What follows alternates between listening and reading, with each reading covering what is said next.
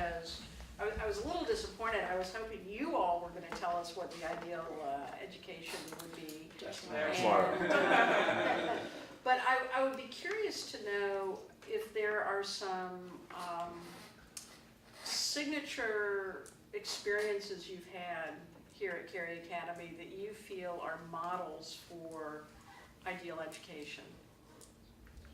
Our administration let us plan this conference and like let us do it by ourselves. I mean, they could have asked us all the time, like what are you doing? Do you need help? What can we do? Like, you know, and try to like hover over us, and like they didn't. And like and for that reason, so many people have stepped up. So many students have stepped up to help us, and the students were facilitating this. And like I feel like that is a perfect metaphor for like what we will explain our ideal education is that teachers are there when you need them. Like Dr. McElraith is in this room. He came to the conference, but he didn't invade when we didn't need help. Like they let us go off when we could.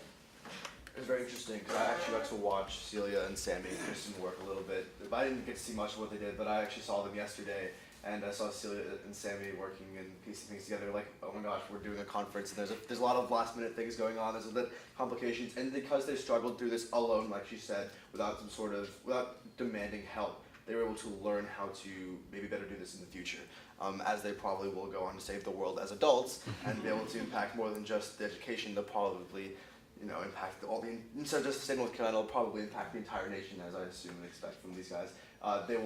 They've learned through trial and error by themselves what to do, and that's probably an important model is student learning through doing, as opposed to just from listening and being lectured at. And in that same vein, for those of you who are coming tomorrow, I strongly encourage you to attend the blended learning panel. It's going to be about 6 or 7 students, and we have this kind of unique blended learning program that's been implemented throughout multiple different disciplines, and we'll kind of talk about that tomorrow and our experiences and how that's worked for us. And just a brief overview, blended is like 60% classroom, 40% individual, or like the numbers change based on different classes.